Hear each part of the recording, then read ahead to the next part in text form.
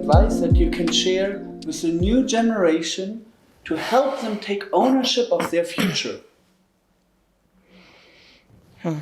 It'll sound cliche, maybe.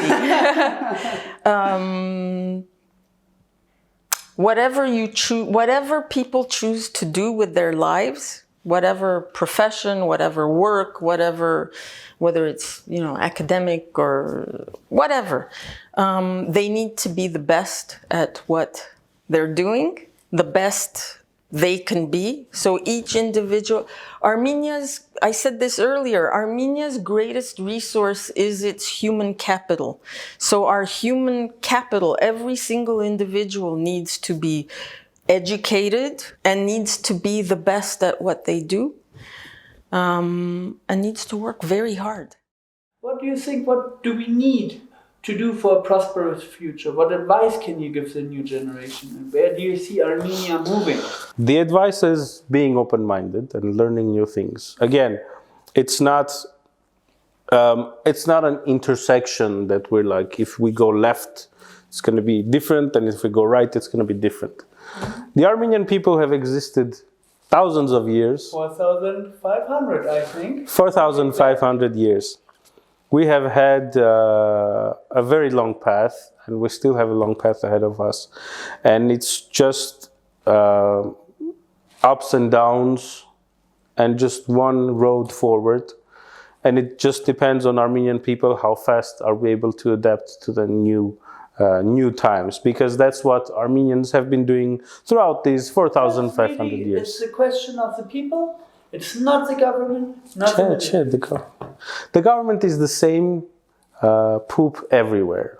Every other country you ask, the government is this. We have Trump, we have Putin, we have this and that. We have to be very clear on that. Yes. Because if we are not clear on it, people are like, okay, let's just survive every day and somehow it'll be good. But if people are more aware, then they're the ones that can change their narrative, I think, then you accelerate progress. I mean, we Armenians know that better than probably anyone else, because we've been here for quite a long time and we've seen the government change billions of times. Yes. I mean, the Velvet Revolution, the revolution previous years, the first Armenian independence, the third Armenian country, the Soviet Armenia. There have been so many changes like that throughout Armenian history that we already know that it's the people who keep the country going. It's the people who keep the nationality going. And people who live in the diaspora, they also know that they're the people who continue Armenian history. They're part of the history and they're going to continue it. They are Armenian, and despite what anyone tells them, they are Armenian, and that's the direction Armenia is going, towards the bright future. So what can Armenia learn from its past to move into the future, into the prosperous years, hopefully? Yes. As I suggest my students, don't believe in future, but believe in positive future. Yes. I like It's a good point. And be open for testing your idea, your project. Get feedback, again test, get feedback, then again test, and go to risk, and always think positive. Think that if you imagine, it can happen. If you imagine, it can happen. But really think positive. For me, when I come here, I learn Armenian, but my mother and father say, you can do it, you can do it. It's just for you. When you are the part of environment, but you are the leader of the environment. You are the king or you are the boss, and think like you can move the people, you can move your organization. Taking ownership not only of you, but your organization and your future. Yes. You are the member of environment and you can lead your environment. Do you think the new generation, let's add a name, the generation born after independence, will they be the one that will lead Armenia to prosperity, not only internally, but also in a global context? Yes, I really believe. I'm sure of that because now we have more chances, opportunities to learn, abroad, of course, but come back. Or even if you stay abroad, you are doing everything for Armenia, working there, but doing everything for Armenia, and I'm sure this generation is able to move mountains. Move mountains? Yes. We have great to expect, I guess. I'm sure of it. And I'm sure because of us, because of our next generation, Armenia will become one of the powerful nations of the world. And you know why? Because please tell us. Because we always had we're a small country. There are only 3 million people living in Armenia, but we have a lot of geniuses, because we have so much clever people.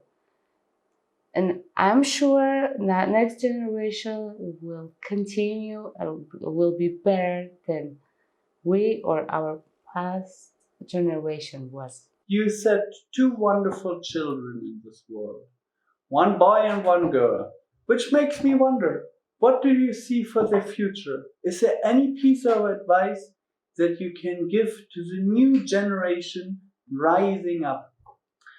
I can say like this: have a dream, follow your dream, do everything it come true, but always find the time for your family, friends,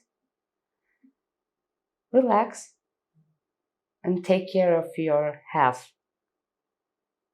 And always, always, always use a chance to learn something more, to become more educated. Now we come to a part, I think, that moves us all. Can you share your unique perspective on Armenia, and where do you pinpoint really the problems to help Armenia move to a positive growth trajectory in the future? I think the problem that Armenia is facing is typical to former Soviet Union countries, when they were exposed to neoliberal capitalism. They were not ready for that. They went to another extreme. So they didn't have the skills, but they were put in that environment. It will take time to fix the problems.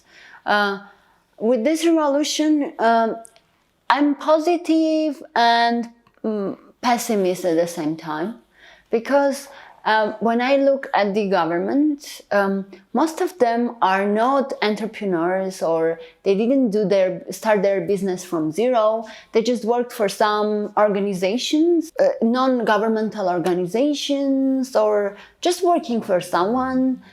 I don't trust this kind of people as government. I believe change will come only when the government has this mindset of entrepreneurship. You say it's a governmental perspective. The government shows the lead, people follow. Yes, and the opposite is also true.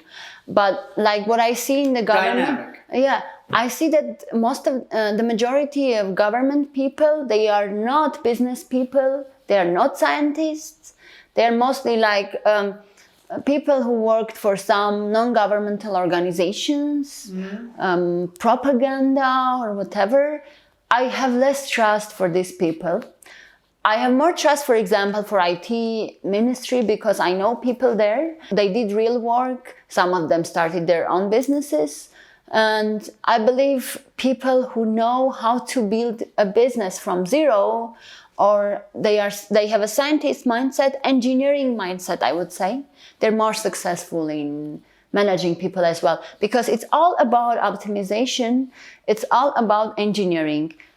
Politics is actually an engineering, system engineering, when you have so many things, you have to optimize, you have to find the best solution. Can you share one distinct, unique, favorable or positive quality that will help Armenians steer towards a prosperous future? I think that the characteristic of them being so hospitable, I know it sounds really like small, but it's actually a big thing. And I think especially Yerevan becoming a really touristic place, I think that Armenia is going to become somewhere that people want to visit. And I know I'm looking at a more like touristic kind of perspective, but I think people will come here and they will love the people, they will love the landscape. There's so much in this country. There is so much to see and there's so much for people to appreciate.